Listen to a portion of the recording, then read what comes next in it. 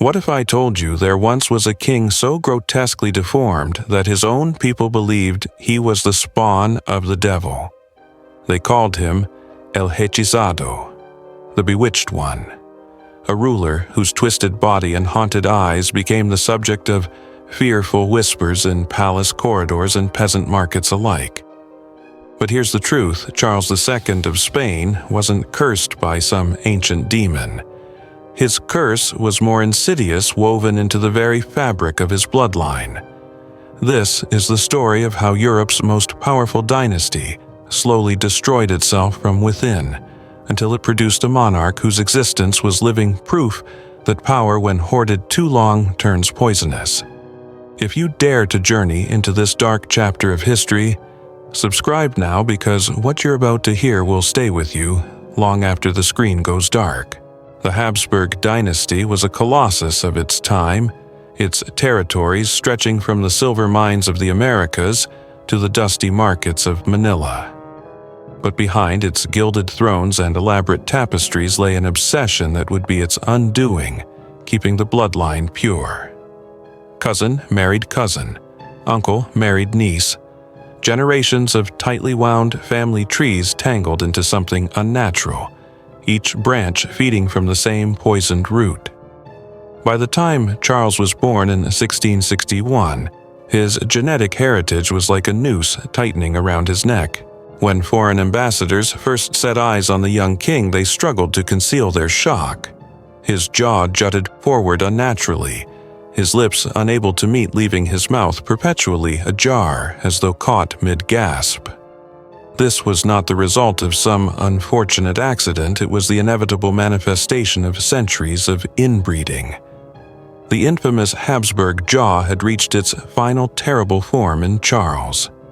It was said you could slide a coin through the gap between his upper and lower teeth even when he tried to bite down. Meals were a spectacle of humiliation. Court kitchens reduced every dish from royal roasts to peasant stews into a soft, tasteless mush that could be swallowed without chewing. Servants hovered constantly, dabbing at the streams of soup that dribbled from the corners of his mouth. At state banquets, where a king's presence was meant to project dignity and power, the sight of Spain's sovereign spilling food onto his robes only deepened the whispers of his supposed bewitchment. Speech was another battlefield he could never win. Words stumbled from his lips in slurred, wet fragments. Foreign envoys often required interpreters not to bridge a language gap, but to make sense of sounds that barely resembled speech. His own courtiers would tilt their heads and strain to catch meaning, while Queen Mariana, his mother, admitted in private letters her constant fear that her son might choke to death on his own tongue in his sleep. But the jaw was only the beginning. Charles's entire body seemed designed by some cruel, careless hand. At 35, he looked like a sickly boy stretched to fit a man's clothes. His head loomed disproportionately large atop a thin, crooked neck that seemed barely capable of supporting it. His limbs were spindly, his torso compressed and hunched. He did not walk until the age of 8, and even then his steps were the uncertain shuffles of someone much older, clinging to walls for balance. His spine curved forward permanently, giving him the silhouette of a man bent beneath an invisible weight, the accumulated sins of a dynasty perhaps. Intellectually, he lagged far behind his peers. Reading came only at the age of 10, comprehension far later, if ever. Court tutors likened teaching him to filling a cracked vessel. Information poured in only to seep out into nothingness. Emotionally, he was a child imprisoned in a decaying adult body. Small frustrations ignited violent tantrums. He would scream, thrash, and claw at anyone nearby before lapsing into eerie stillness, sitting motionless for hours, eyes fixed on something no one else could see.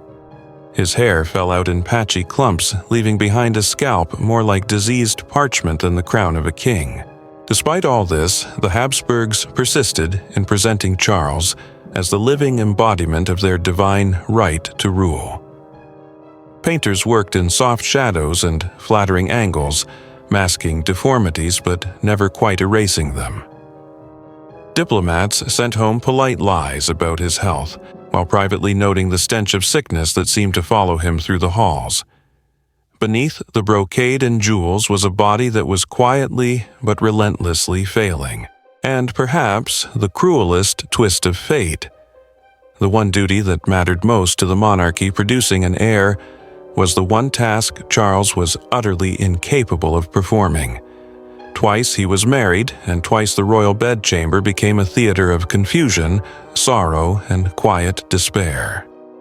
The machinery of state required a son. Charles' own machinery had never matured enough to make that possible. And every year without an heir brought Europe one step closer to a war that would drench the continent in blood. His first wife, Marie-Louise of Orléans, arrived in Spain expecting a husband worthy of the crown. What she found instead was a pale, trembling figure whose body seemed to betray him at every turn. On their wedding night, the palace walls heard no sounds of passion, only the muffled sobs of a bride who realized her royal future had just become a lifelong sentence. Servants whispered that Charles emerged from the chamber confused, even distressed, unable to comprehend why the marriage was already failing. The truth, whispered in guarded corners and denied in public, was that Charles's reproductive organs were underdeveloped, childlike, in size and function. No potion, no herbal remedy, no elaborate ritual could change what nature had withheld. And yet, in the cruel theater of court life, it was Marie-Louise who was branded barren. Physicians subjected her to humiliating examinations, pressing bitter concoctions to her lips, burning foul-smelling herbs under her nose, and promising miracles that never came. The psychological toll was brutal. The once vivacious French princess withered under the relentless scrutiny of the Spanish court. Her letters to family back home grew more desperate, filled with prayers for divine intervention. At 26, she died suddenly, whether from illness despair or the slow poisoning of so-called fertility treatments no one could say for certain. Her death left Charles widowed, the royal womb empty, and the Habsburg line teetering on the brink. The second marriage to Maria Anna of Neuburg was less a union of hearts and more a last-ditch political maneuver. She too quickly understood the hopelessness of her position. In private letters, Maria Anna described the horror of her husband's condition, the impossibility of producing an heir, and the suffocating weight of a court desperate for a miracle that would never arrive. The Spanish court exhausted every option. Physicians from across Europe descended on Madrid with instruments, ointments, and theories. Ancient fertility texts were consulted, their brittle pages whispering remedies from centuries past. There were even magical interventions. Charles was made to drink tonics laced with ground relics and to bathe in concoctions so pungent they made seasoned courtiers gag. All failed. The truth was unchangeable. The dynasty's bloodline, once its greatest source of power, had become a dead end. And when the science of the day offered no answers, the court turned, as it so often did in times of fear, to the supernatural. The whispers of bewitchment grew louder now, not just among peasants but in the echoing chambers of the royal palace itself.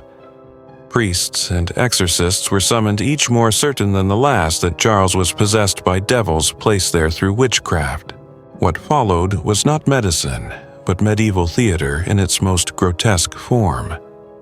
Public exorcisms were staged in the throne room itself, with foreign dignitaries forced to watch as the King of Spain, the most powerful man in the Catholic world, writhed on the marble floor, clutching at the hems of priests' robes, while Latin incantations filled the air. Father Diaz, the chief exorcist, began each ritual by forcing Charles to drink holy water mixed with powdered relics, fragments of bone, and splinters of wood said to be sacred. Almost immediately, Charles would vomit violently, his frail frame shaking uncontrollably. To the exorcists, this was proof the demons were fighting back. To anyone with medical sense, it was the predictable reaction of a sick man drinking contaminated water. The priests pressed crucifixes to his skin until he screamed. They splashed him with holy water, shouted prayers in a language he could barely understand, and demanded he repeat words that stuck in his throat. Sometimes he would collapse mid-ritual, lying still for hours afterward, his breathing shallow, his eyes unfocused. And yet, when the priest declared a demon had been expelled, Charles seemed for a moment to feel lighter. A cruel placebo that kept him begging for more. By 1699, the exorcisms had reached their fever pitch. Father Diaz claimed to have driven out 47 demons, each responsible for a different affliction, one for his stunted height, another for his infertility, another for his failing mind. The king, already exhausted by years of illness, now seemed like a hollow shell, drained by both disease and ritual. Outside the palace, Europe's great powers circled like vultures, waiting for the inevitable death that would decide the fate of an empire. As the new century approached, Charles II's body was betraying him faster than the court could conceal it. His skin had taken on a waxy pallor stretched thin over bones that jutted unnaturally. His eyes, once described in childhood as large and bright, now seemed sunken and glassy, as if he were already half a ghost. The once proud stride of a monarch had dwindled to a slow, uneven shuffle, each step a reminder of the strength he no longer possessed. Foreign ambassadors began to write in code when reporting on the king's condition, knowing that frank words could spark diplomatic crisis. In private, they spoke of him with a mix of pity and revulsion, describing the faint smell of decay that clung to his clothes, the way his hands trembled when lifting even the lightest objects, and the strange blankness that would overtake his expression mid-conversation, as though his mind had wandered to a place no one else could follow. Meanwhile, the machinery of the Spanish Empire ground on even as its head of state could barely function. Ministers met in hushed chambers to make decisions in his name, using his signature like a sacred relic rather than the mark of a ruling mind. Courtiers debated whether to pray for a miracle or simply prepare for the chaos his death would unleash. The air in Madrid was thick with anticipation and dread. Whispers in the city taverns grew bolder. Some claimed that Charles was already dead and that a body double sat on the throne. Others said the devil himself had struck a bargain with the Habsburgs, keeping their cursed king alive just long enough to damn the dynasty completely. Every rumor found willing ears for the truth. Whatever it was seemed stranger than fiction. By the autumn of 1700, the king's health had plummeted. His meals were reduced to thin broths, his speech more garbled than ever. He spent entire days in bed, the heavy curtains drawn to block the sunlight that now seemed to hurt his eyes. Even breathing appeared to be a conscious effort, his chest rising and falling with labored irregularity. The court physicians, helpless in the face of his rapid decline, could only attempt to ease his discomfort. Leeches were applied to balance the humors. Strange ointments were massaged into his skin to draw out the illness. Holy relics were placed under his pillow to ward off the unseen forces that were said to prowl the palace at night. None of it worked. On November 1st, 1700, Charles II of Spain took his final breath. The news traveled quickly, carried by bells that tolled across Madrid in deep, mournful waves. For some, it was the end of a long national embarrassment. For others, it was the passing of a man who had suffered more than any king should. And for Europe's rulers, it was the signal they had been waiting for. The Spanish throne was empty, and war was now inevitable. But before the crown could pass to another head, the court demanded an autopsy. Officially, it was to understand what had plagued the king all his life. Unofficially, it was to silence or perhaps confirm the whispers of witchcraft that had haunted his reign. The body was laid out in the cold, candlelit chamber of the royal physicians, its pale skin stretched taut, its limbs rigid in death. When the first cut was made, the smell that escaped the king's body was so foul that several assistants gagged and turned away. Dr. Geronimo de la Fuente Pinuela, The lead physician pressed on, determined to document what he found. His notes, meant for royal eyes, only would later leak into history as one of the most horrifying medical reports ever written. The heart was shockingly small, no larger than a walnut, and blackened as if charred. The lungs were corroded, heavy with fluid, their tissue breaking apart at the touch. The intestines were gangrenous, rotting inside him long before death had claimed the rest. And when they examined the skull, they discovered an abnormal amount of fluid surrounding the brain, evidence of hydrocephalus, the likely cause of his intellectual decline. It was, as one physician whispered, a body sustained only by the stubbornness of death itself. The report concluded with a statement that chilled even the most hardened courtiers. Not a single organ within this body can be called healthy. For those who had long suspected that Charles was more specter than sovereign, this was confirmation. Yet, rather than dispelling the myth of supernatural influence, the autopsy seemed to inflame it. How else, people asked, could a man live 38 years with a body so broken unless some dark force kept him alive? In taverns and marketplaces, the story grew with every telling. The number of demons expelled during exorcisms rose from dozens to hundreds in the popular imagination. The blackened heart became a symbol of an unholy pact, the rotting intestines proof of a curse that consumed him from within. The science of the autopsy and the superstition of the masses intertwined, creating a legend too potent to fade. Beyond the borders of Spain, the news of Charles's death was met with both relief and urgency. France, Austria, England, and the Dutch Republic all had claims, or claimed to have claims, to the vast Habsburg inheritance. In gilded halls and war councils, maps were unrolled, treaties debated, and armies quietly readied for what would soon be known as the War of Spanish Succession. That war, when it came, would last more than a decade and claim hundreds of thousands of lives. The irony was bitter centuries of inbreeding meant to secure the Habsburg line had instead created a monarch incapable of continuing it. His death did not just end a reign, it ignited a continental firestorm. Back in Spain, the palace that had once housed the bewitched king fell into a strange hush. His personal chambers, heavy with the scent of incense and decay, were sealed. Servants whispered that his ghost roamed the corridors at night, jaw hanging open, searching for the breath that had abandoned him. Whether these were stories to frighten new pages or the genuine fears of those who had served him, no one could say. In the years that followed, Charles II's reign became a cautionary tale in political treatises and private letters alike. Diplomats invoked his name when warning against the dangers of marrying for bloodline over compatibility. Historians dissected his life as an example of how absolute power left unchecked could rot a family tree from the inside out. Medical scholars, too, found in him a grim textbook case. His Habsburg jaw became shorthand for the visible toll of inbreeding, while his hidden ailments offered a macabre anatomy lesson in genetic collapse.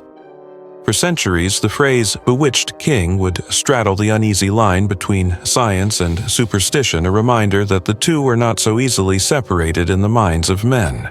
Even the church, which had presided over his exorcisms with such fervor, seemed to step back from the memory as if embarrassed by its role.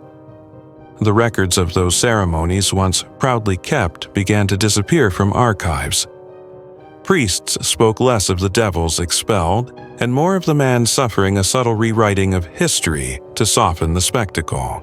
And yet, despite the ridicule and horror that surrounded him in life, Charles II also inspired a kind of melancholy respect in death. He had not chosen his birth, his body, or the crushing expectations of his dynasty.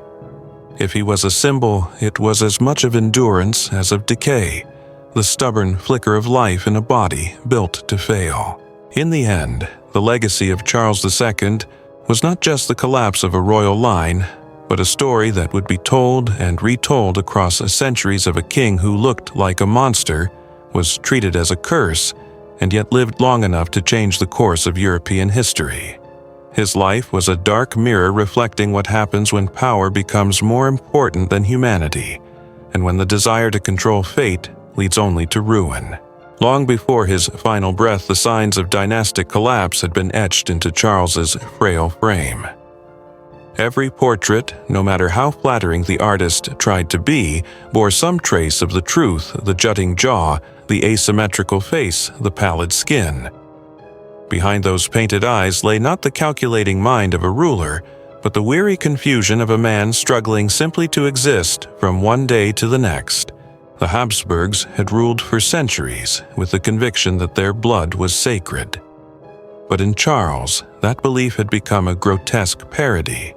The same blood they guarded so fiercely now betrayed them, producing a king whose very body undermined the illusion of divine perfection. His every public appearance was a reminder of the cost of their obsession. The Spanish people, deeply rooted in faith and tradition, tried to reconcile the contradictions. How could a man be both divinely chosen and so physically broken? Some turned to the idea that Charles was a martyr, suffering not for his own sins, but for those of his ancestors. Others whispered darker theories that his reign was proof God had turned his face from Spain. Within the palace, the contradictions were even sharper.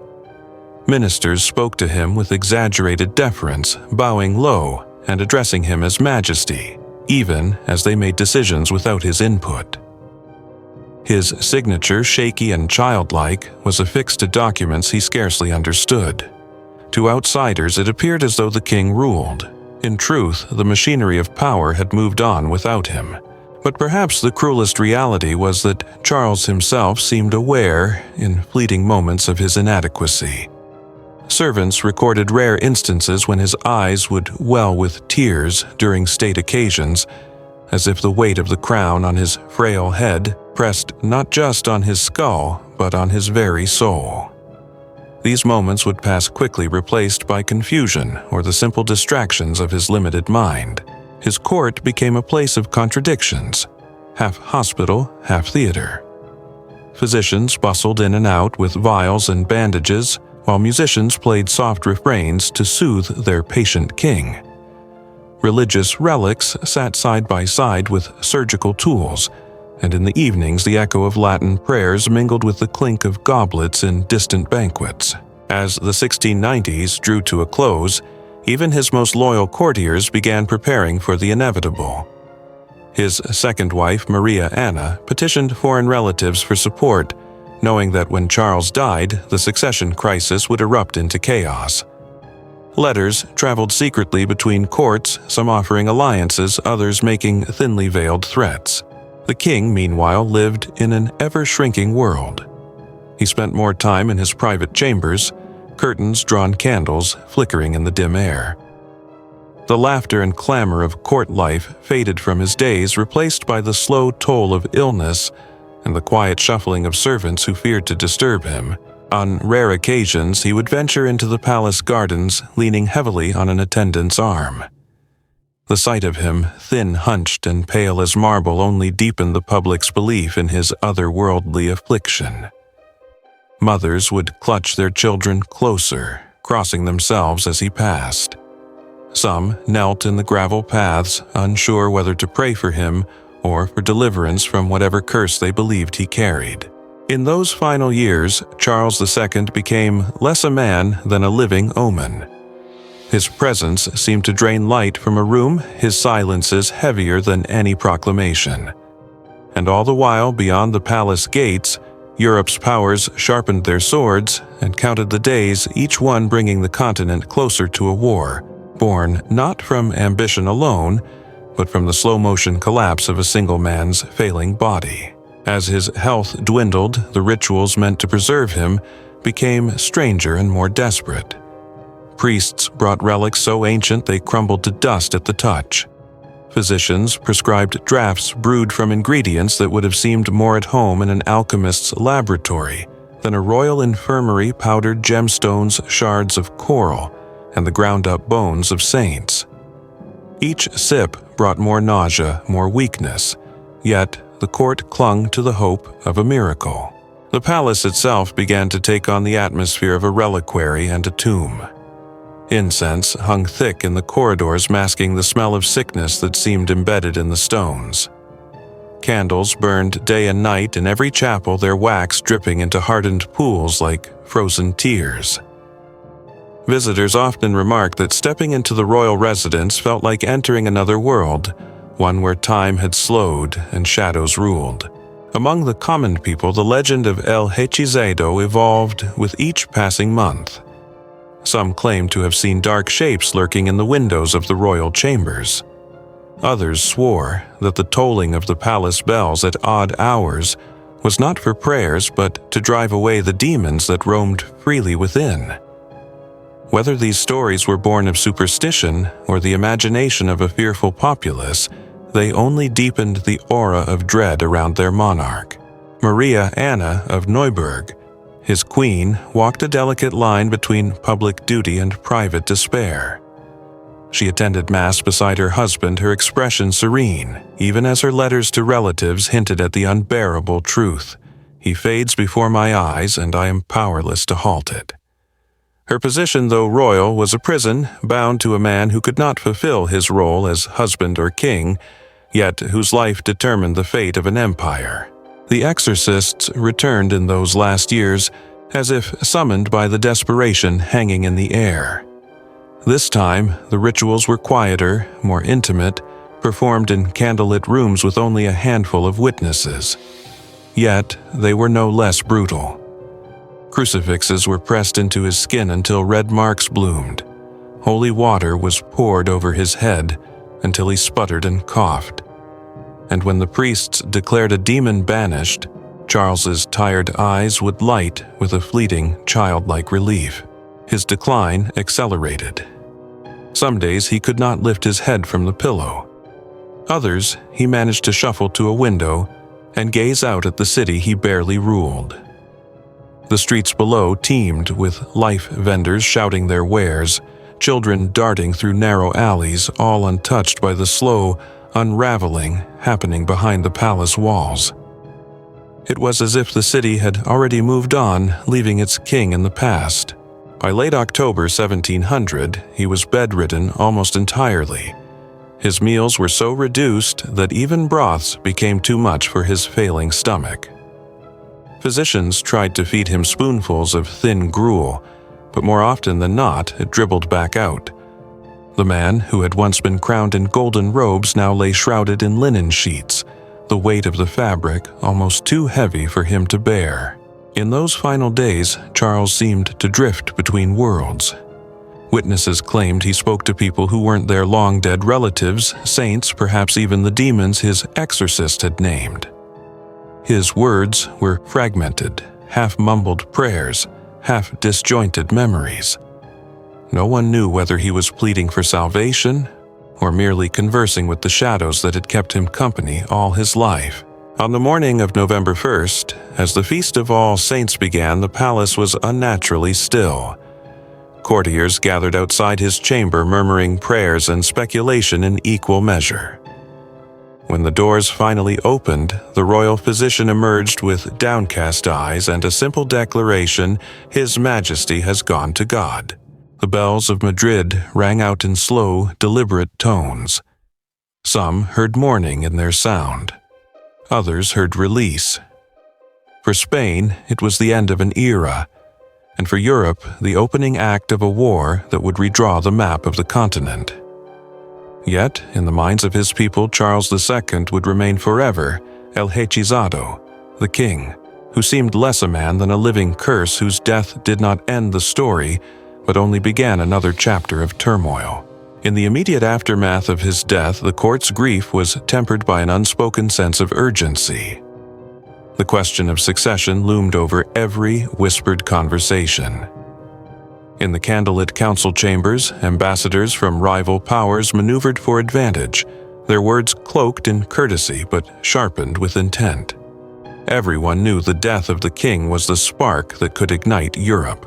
Meanwhile, Charles's body lay in state, dressed in finery that seemed almost absurd against the reality of his wasted frame. Jewels glittered on fingers that had grown thin and skeletal. The crown, heavy with gold and precious stones, sat awkwardly atop his large, misshapen skull. Those who came to pay their respects often left in silence, shaken not only by grief but by the visible evidence of his suffering. The autopsy ordered swiftly, after the viewing confirmed what many had feared, or in some cases hoped. The blackened heart, the rotted intestines, the underdeveloped reproductive organs, the excess fluid around the brain, each finding was recorded in chilling detail. The lead physician's final remark that it was a miracle Charles had lived so long would be repeated across Europe like a grim punchline. Outside Spain, these revelations were seized upon as political ammunition. Pamphlets in Paris and London portrayed Charles as proof of Habsburg decadence and decline. Engravings exaggerated his deformities, turning the late king into a caricature designed to mock an empire. Yet, for all the ridicule, there was also a strange fascination, a morbid curiosity about the monarch who had lived on the knife's edge between life and death for nearly 4 decades. The War of Spanish Succession erupted almost immediately, pulling in nearly every major European power. Alliances shifted, cities burned, and battlefields claimed tens of thousands of lives. Though Charles had been too frail to wield a sword, his death became the cause for more bloodshed than any military campaign of his reign. It was as if the violence his body could never enact in life had been unleashed upon the world in death. In Spain, the memory of El Hechizado began to transform. The superstition that had shadowed his life softened into something closer to pity. He was remembered as a tragic figure, not a ruler who failed his people, but a man failed by the circumstances of his birth. Priests spoke of his endurance in sermons, while common folk told stories that painted him as a symbol of survival against impossible odds. Historians would later look back on his reign as both an endpoint and a warning. The Habsburg obsession with blood purity had reached its ultimate conclusion in Charles, a monarch whose very body embodied the dangers of inbreeding. His story became a case study in the perils of placing political stability above human health, a lesson that for some dynasties would come too late. In the centuries that followed, the legend of the bewitched king refused to fade. Writers and artists found in him an irresistible subject, blending fact and fiction into tales that kept his ghost alive. Some depicted him as a cursed prince in a Gothic romance, others as a cautionary phantom haunting the corridors of power. His jaw, his eyes, his frail frame all became visual shorthand for a warning that transcended his time. Even now, in the quiet halls of Spain's royal archives, his presence lingers. The documents of his reign, the portraits that tried and failed to hide his deformities, the personal letters stained with trembling ink, all speak to a life lived in the shadow of forces beyond his control. In these artifacts, Charles is not the monster of rumor, nor the saint of revisionist memory, but something more human, a man who bore the unbearable, because he had no choice.